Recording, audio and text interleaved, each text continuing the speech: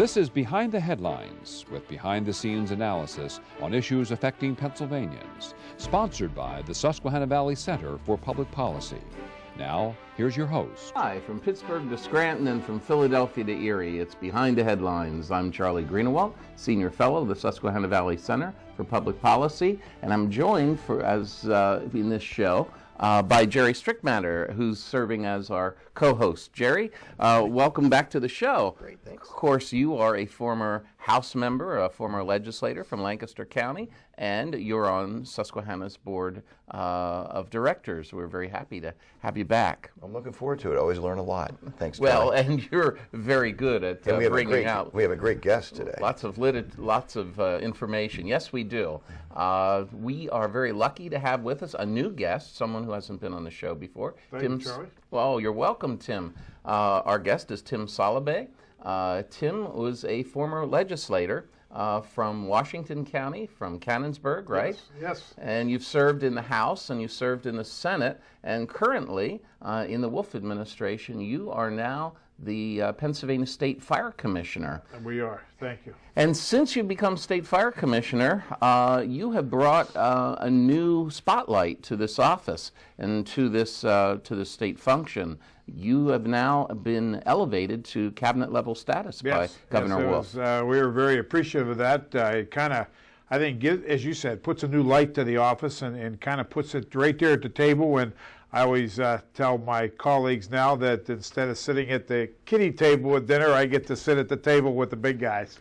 Well, that's a remarkable accomplishment because no one before had been able to make that happen. Yeah. Well, I tell you what, Governor Wolf has really identified public safety as a very important part of his administration, and that showed itself very early, even prior to his swearing in, when he assembled all of those folks dealing with public safety. Myself, Director Flynn from PEMA, the State Police Commissioner, Homeland Security, PennDOT, DEP, anyone, if something went bad in Pennsylvania, either man-made or natural, he wanted to make sure that all of us knew who we were, knew how to get involved with each other, and also make sure that the right entities and the right agencies were ready to handle anything. Because as he said, we could do everything right government-wise with budgets and education and things like that, but one man-made or natural disaster could just throw everything under the bus, if you would, if it wasn't handled properly. So for that purpose, I think is part of the reason why we were able to get into that newer level of his administration. Well, we're really happy to have you here today. Well, glad to be here. As a continuation, I want to thank you again for coming to the Never Forget 9/11 tribute at the Lancaster Barnstormers. Yes, it was just a great day. Few months ago. Great day. In fact, we're looking forward to spring training coming up soon. It won't be too far along. That's right. But at that time, you were explaining to Charlie and myself, all the great initiative and the mission that you're on to bring more volunteers and people that can help behind the scenes, to our fire services, and so we want to share what you were able to share with us to all our viewers across the Commonwealth. Well, Jerry, and I've been in the fire service for 40 years. Long before I got involved with government or anything else, my life has been involved with the fire service, and I've seen over that period of time, unfortunately, the numbers have dwindled with volunteers. Back in the 70s when I first got involved, we probably had 300,000 folks that were involved in the volunteer fire service. That number's down to about 50,000 now. And conversely, the career numbers have increased slightly over that period of time, but not to replace what has been lost to the volunteers. And as I've traveled around the state over the past 18, 19 months in this position, whether in a career area or a volunteer area, universally, there's been three themes that have been consistent. One is not enough funding to handle the job that volunteers and the career folks are doing. Not enough people, whether it be budgets in a career, in a career urban area or in a volunteer area, just not enough people doing it since the loss of people. And thirdly is the delivery and the way we're able to do training and education for firefighters. times have changed, and we're trying to look to build up that technology. But if I could go back on the funding side, and again, whether it's from a volunteer perspective that you have small municipalities and or townships that are supplementing those departments, or in a career service where their budgets get cut because of the whole taxing structure within our larger cities. You know, people don't realize that the fire service, and I'll just talk about volunteers at this point, save local governments and local taxpayers almost $10 billion a year. That's a third of the state budget that is saved by folks that volunteer. And again, the lack of that from the career perspective and them trimming back the numbers even on that side of it is also jeopardizing public safety. And that's our biggest concern. Not only is it taxing the volunteers and the career firefighters because of the numbers being lower than what they were many, many years ago, is that public safety can have a major concern because now you have less people doing what a whole lot more folks used to do beforehand. And why is that the case? I'm not sure. There's a variety of reasons. First off, firefighting is a dangerous occupation. You know, it's probably one of the top 3, top 5 dangerous occupations that an individual can be part of. From a volunteer perspective, our lives are so much busier. Husbands and wives are both working, so it cuts back on the opportunity for folks to volunteer and give their time to things. Your kids are so much busier now than what they used to be. I remember as a kid, I had maybe Little League baseball, knee pant football, and if you're involved in scouting. But now the gamut of what our kids are able to be involved with is so broad, and husbands and wives both happen to take them to different places, builds in on the time. But the other thing is the fundraising. I mean, that's probably one of the big things we hear from volunteers is, you know, we join to help our community from a public safety aspect, but we spend 90% of our time raising the funds to do what it is, you know, we should be getting the help from. So that's what makes it kind of tough on volunteers too. They don't want to be the big fundraisers. Tim, should the average Pennsylvanian be concerned when you cite those numbers? We've gone from 300,000 volunteers, volunteer firefighters, to around 50,000 some. It kind of makes me worry that maybe I ought to get the garden hose out at home and have the faucet on. Well, how serious?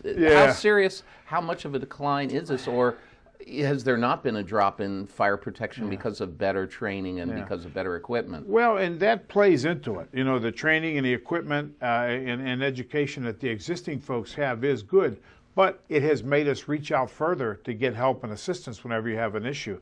It used to be a local community fire department could probably handle almost any emergency within their community by themselves as one entity, or maybe bring in one company. But now, on a structure fire, for example, a residential home fire, you may have to reach out to 3, 4, 5 different companies before you have enough manpower to be able to handle that situation. And the same thing in our cities with our career departments is instead of that crew or that shift that's on that particular day being able to handle an incident, they may have to do an all-call and bring folks in, you know, that are off that particular day to help cover that situation. And in many cases have a mutual aid agreement with the volunteers and surrounding those communities to come in also help and assist them, which never used to occur before, but now has had to just because of the situations that are going on. You know, and I mentioned education and training being one of the other mechanisms. And again, it goes back to the how many hours do you have to put in for things. And a lot of classes that we put out there are 16, 24, 30 some hours, but there's some major courses that early on new firefighters have to go through that could extend past into 100, 140 hours. So to put that amount of time in, plus do your job, plus respond to calls, plus take care of things in the fire department, it's very taxing. So we're really looking at it, and it seems to be embraced. And I got to give credit to our former colleagues. They really looked at the next legislative session to focus on emergency service legislation. And one of the big things we're trying to do is take training and education we have presently that is sit in a classroom kind of courses and put them to an online. Everything you look at now is online with training and education for almost every other occupation and profession. So we're trying to see if we can't turn around and do that in the fire service as well. So that's a big goal. If I get anything accomplished in whatever time I serve as a commissioner, is to try to convert all our training education to online format, not making it easier, but making it more convenient. Well, down to our last 2 minutes or so, Yeah. I want to make sure that all the viewers know, because I've talked to you a lot about this, but if you could inform everybody across the Commonwealth how this is really able to be a family affair, and it will work better. It's good for the whole family to be involved with this. Sure. And tell us about, with the junior firefighters, and about how early the young girls and young boys that can get involved with the fire service, and how that works. Sure. Well, you're right. And the fire department used to be the core of many communities, and everything happened in and out of there. And so you had fathers and sons and grandfathers, and now granddaughters and daughters, getting involved from that end of it. In Pennsylvania, you could start as a 14-year-old as a junior and build your way up. Now, granted, you can't get into a lot of the heavy side of things until you become 18 because of child labor laws and things like that. But 16, 17-year-olds can also get in a little bit more involved. But the doors are open for anyone to come in and join. Now, would they do that through their local area? And would you, with your website and your contact information, you'll be able to connect them? Sure, we can help them out with that. Actually, there's a big push now for a total statewide retention or recruitment efforts, and you should be seeing more of that as time goes on. Okay. All right. Well, we want to thank you very much, Sure. Tim, for Thank being you. with us today. This issue is not going to go away. No, it's not.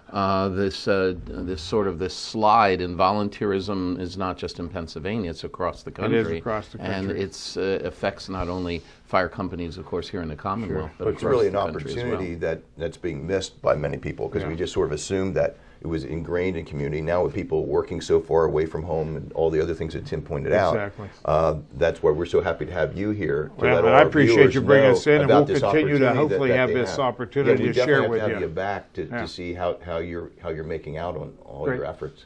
Absolutely. Well, thank you so much. Thank you you. for coming today, Tim. Thank you. We'll be right back with the Let me just second stay right segment of here. Behind the Headlines Talk right a after little bit. this. Behind the Headlines is brought to you as a public service by the Hospital and Health System Association of Pennsylvania, helping hospitals provide healing, health, and hope to communities across the state. And by the Pennsylvania Chamber of Business and Industry. The Pennsylvania Chamber serves as the frontline advocate for business on Pennsylvania's Capitol Hill by influencing the legislative, regulatory, and judicial branches of state government. Additional underwriting provided by the Worrell Corporation Foundation, based in Carlisle, Pennsylvania, by the Edward H. and Jeannie Arnold Foundation, and by the Pennsylvania Manufacturers Association. Business in Pennsylvania is our business. Behind the Headlines is also supported as a public service by Daily Express, transporting construction, farm, and industrial equipment throughout the United States, and by Blackford Ventures, LLC, a private equity firm seeking to make significant investments in real estate, proven business enterprises, and their leaders. Find out more at www.blackfordventures.com. And by the Pennsylvania Highway Information Association, the go-to source to learn about transportation projects and issues. Visit pahighwayinfo.org. Hi, welcome back to the second segment of Behind the Headlines. In this segment, I am joined by my co-host, Maura Donnelly. Maura, welcome. Hello, Charlie. Why, the holidays are We're in the midst of them. expiring, and we have a new year coming up Yes, soon. yes. Any resolutions? You know, the usual. Eat better, lose weight, the same thing. You're stealing mine. I think it's everybody's. Everybody goes into the new year with such high hopes of being healthier. So Exactly. let's do that. We're going to be healthier. Okay, that sounds good. Yeah. And it's for the beginning of the new year, I can't think of a better guest to have and to welcome back than Dave Sanko, the Executive Director of the Pennsylvania State Association of Township Supervisors. Welcome back, Dave. Thanks for having us. Well, it's nice to have you back. Of course, we see in our rearview mirror, not just a month ago, a very important election. Some people say that maybe it's the most important election ever. We have new members in the state House, in the state Senate. We have new members in Congress. We have a new president. What does this mean for local government? What does it mean for the townships here in the Commonwealth? Well, clearly it seems like every election someone says this is the most important election. And I don't want to take anything away from the 2016 recent elections, but I would suggest that perhaps the most important election is not in our rearview mirror, but in front of us, in the windshield, through the windshield. And it's the municipal elections, and it's when the township supervisors and borough councils and local officials are running, people who on a daily basis make decisions that more likely affect your lives than those decisions that may be made in Harrisburg or Washington. So this past election had an unprecedented number of young people voting and engaged, not just voting, but really, really engaged in what was going on. How can townships tap into that and utilize those young people? How are they going to get them to pay attention to what's happening on the township level? I think there were an awful lot of young voters, there were an awful lot of rural voters from outside of urban areas who wanted their voices heard as well. And I think that bodes well for townships and local government generally, because those folks did get engaged and do now have an opportunity to become involved in their community. They're not going to be hiking off to Washington or Harrisburg to try and change things there, but they do have that ability to be able to do things in their community. They can volunteer in a fire department. They can volunteer. Some of them may decide to run for township supervisor. They may volunteer to want to be on a township planning commission or a zoning hearing board or a recreation commission or environmental advisory commission. There's a lot of opportunities for those folks to get involved in local government and have the opportunity to impact and improve the quality of life in their neighborhoods. Are townships finding newer and more improved ways to communicate with these millennials, basically? I mean, they're not going to come to meetings necessarily. They're not necessarily joiners, but they're going to look for information through technology. Are townships getting up to speed on communicating in this way? Sure. I think, there are parts of Pennsylvania that are severely challenged in doing that because of the lack of a broadband platform. Still a problem. Still a problem in many areas of Pennsylvania. And speed, even in populated areas that have current broadband, the speed is not going to be sufficient, given the number of devices that people have out there, to be able to handle the entertainment, the public safety, all the research things that you want to have. But townships are stepping up and are doing a lot more with social media, with Twitter, with Facebook, with LinkedIn, on the internet. Many have web pages. Many meetings are publicly broadcast as well on local cable channels. So there's an awful lot more of public access ability to be able to see what's going on in the townships and be able to see how those decisions are being made, in addition to the things in the right to know law. Dave, I want to go back for a moment to what you were talking about a minute ago with Mara. You find that when our founding fathers probably put our country together, what they were probably thinking about when they talked about government most of the time was local government close to the people. As Abraham Lincoln had said, government of the people, by the people, for the people. When we talk about citizen participation, many times we just think of voting. You were mentioning some of the other things that might be available. Could you reiterate that a little bit, spell that out again, and maybe go into more detail? If you are a viewer right now and you're looking for ways to get involved in your community, what are some of the things that are open in townships for people to help with? Well, I think as we're about to enter the election season for municipal government, clearly there are opportunities to serve as township supervisor, as township auditor in the municipal offices. Do you need special accounting training? You do not. For that? No, we actually, PSATS does, if you're successful and get elected, PSATS does offer training for both supervisors and for auditors, as well as tax collectors, to be able to learn how to do your job in compliance with the myriad of state regulations that go along with that and some laws.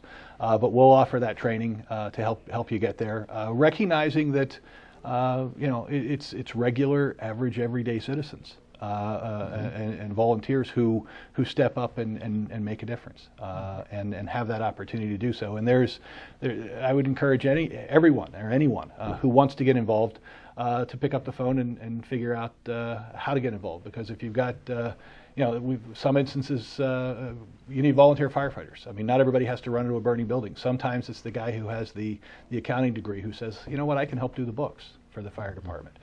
So everybody's got skills, and everybody's got skills that can be used in a community. And at the end of the day, that's what makes the quality of life in townships and communities better.